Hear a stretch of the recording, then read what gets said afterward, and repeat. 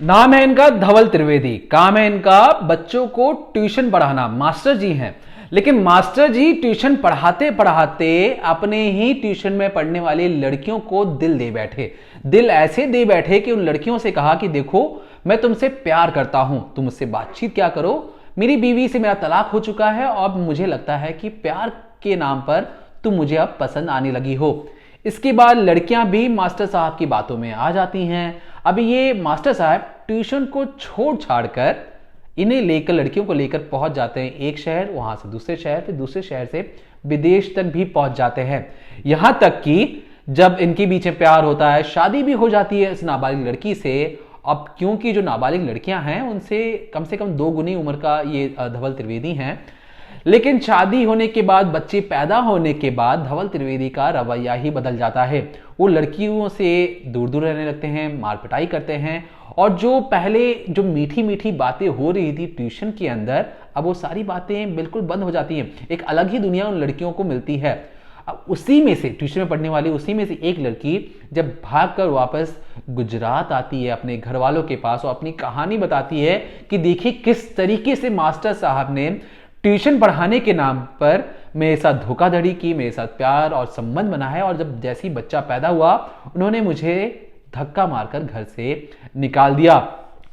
कहानी क्या है मैं आपको पूरी बताऊंगा, लेकिन ध्यान से सुनिए। जब जज साहब जब इनको सजा सुना रहे थे, इन लव गुरु को सजा सुना रहे थे, तो उन्होंने ये लाइन जरूर कही कि जो लव गुरु धवल त्रिवेदी हैं वो अंतिम सांस तक जेल के अंदर ही बंद रहेंगे। लेकिन उससे पहले जज साहब ने क्या टिप्पणी की, मैं हूबहू आपको पढ़ के बताता हूं। अपने हथियार के रूप में धोखे से उसने झूठ का जाल बुना, प्यार का दिखावा करते हुए अपनी असली पहचान छुपाई। एक शिकारी की तरह अपने शिकार को फुसलाकर उसने उसे गुमराह किया, जिससे गुरु शिष्य के रिश्ते को, मूल भावना को धोखा मिला। आजीवन कारावास की सजा देने के अलावा विशेष जो न्यायाधीश हैं डीजी राणा, उन्होंने कहा कि इनमें 7 लाख रुपए का जुर्माना भी लगाया जाए, और अधिकारियों को निर्देश दिया कि जब भी ये पेरोल पे जाए इनके पीछे खास तौर पर नजर रखी जाए, कहीं भाग तो नहीं जाएंगे। सारे रिकॉर्ड मेंटेन करने होंगे, और पेरोल मांगने के बाद भी इन्हें हर वक्त पेरोल इतनी आसानी से मिलनी नहीं चाहिए, ऐसे न्यायाधीश ने दिशा निर्देश भी दिए हैं। अब ये जो शख्स हैं धवल त्रिवेदी, 2010 की बात है जब इनके पास जो इनकी पहली बीवी थी उनसे तलाक हो जाता है, दूसरी बीवी से भी तलाक हो जाता है, इनकी शादी चल नहीं पा रही थी। धवल त्रिवेदी सोचते हैं कि क्यों ना मैं पढ़ाने का काम शुरू करूं, और पढ़ाते पढ़ाते गुजरात में ही, इन्होंने राजकोट में पहले रहते थे, तो जब ये इनकी सजा सुनाई जा रही थी तब तक ये 8 नाबालिग लड़कियों को अलग अलग तरीकों से बहाने कर करके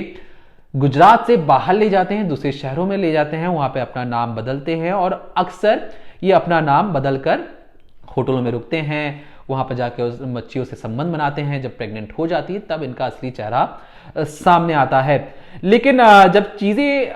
कहानी तब बदलती है कि जब पहली बार जब राजकोट में 2 लड़कियों को ये किसी तरीके से बहला फुसला कर भगा कर ले जाते हैं, तब जाकर जब लड़कियां वापस भागकर आती हैं राजकोट में, तो उनसे कहती हैं कि देखिए जो मास्टर साहब जो हमें पढ़ाया करते थे उन्होंने जानबूझकर हमारे साथ ऐसे संबंध बनाए, हमें धोखे में रखा कि वो हमें अच्छी जिंदगी देंगे, हमसे प्यार करते हैं, लेकिन उन्होंने हम दोनों लड़कियों के साथ धोखा किया है। अब जब हमें सच्चाई पता लगी है तब हम वापस घर आए हैं, हम ये कोशिश करेंगे कि इन्हें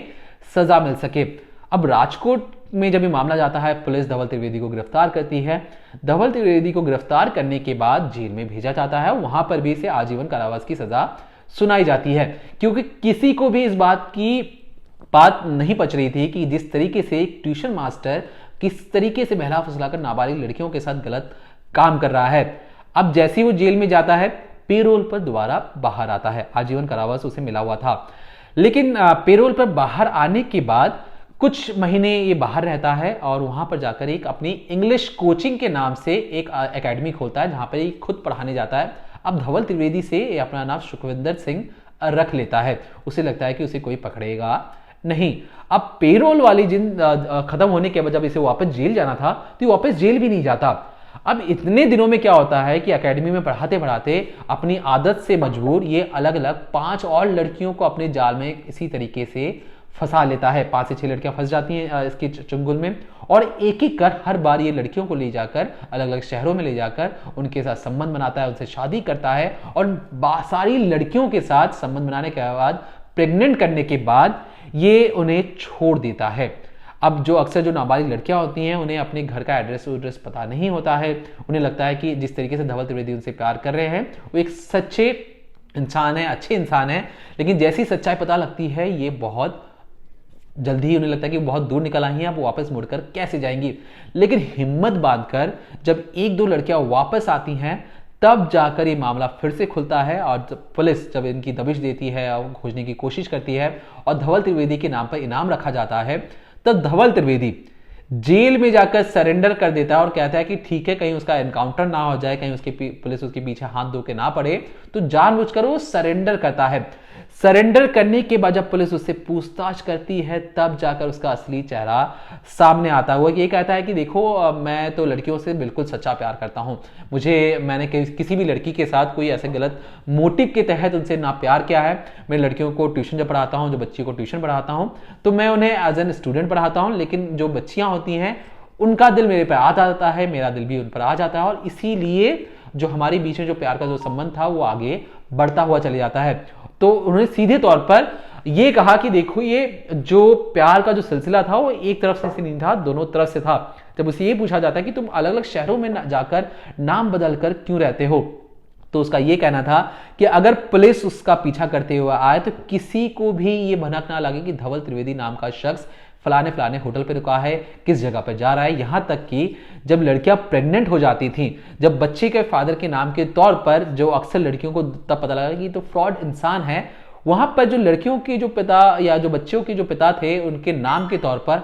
अक्सर जो धवल त्रिवेदी अलग अलग नामों से वहां पर अपना नाम लिखवाता, ताकि लोगों को ये लगे कि ये कोई और शख्स है। लेकिन जो माँ है उसे ये लगता कि धवल त्रिवेदी अपना नाम क्यों जाहिर नहीं कर रहा, क्या इसके पीछे कोई अलग कहानी है, क्या इसके पीछे कोई साजिश है, और इसलिए धवल त्रिवेदी बार बार पुलिस की नजरों से बच जाता। लेकिन जब लड़कियां वापस आकर अपने घर पे सारी चीजें बताती थी कि उनके साथ धोखा हुआ है, फ्रॉड हुआ है, तब जाकर लव गुरु को अरेस्ट किया गया। अब लव गुरु के लिए कहा गया है कि देखिए, इसे दोबारा मरते दम तक, सांसें रुकने तक जेल के अंदर रखने की सजा सुनाई जाती है। 7 लाख रुपए का इसे चालान भी इस पे काटा जाता है, और कहा जाता है कि इसको इतनी आसानी से पेरोल ना दिया जाए, क्योंकि इस पर खास तौर पर नजर रखने की जरूरत है, क्योंकि अगर ये जेल से बाहर आएगा तो फिर से अपनी आदतों से मजबूर ये किसी नाबालिग मासूम लड़की को फंसाएगा और अपने साथ ले जाएगा। तो इसलिए ऐसे अपराधियों का, ऐसे शैतानों का जेल के अंदर बंद रहना ही ठीक है। तो इस पूरे मामले में धवल त्रिवेदी पे अगर जब पुलिस और भी गहन पूछताछ कर रही है, जांच कर रही है,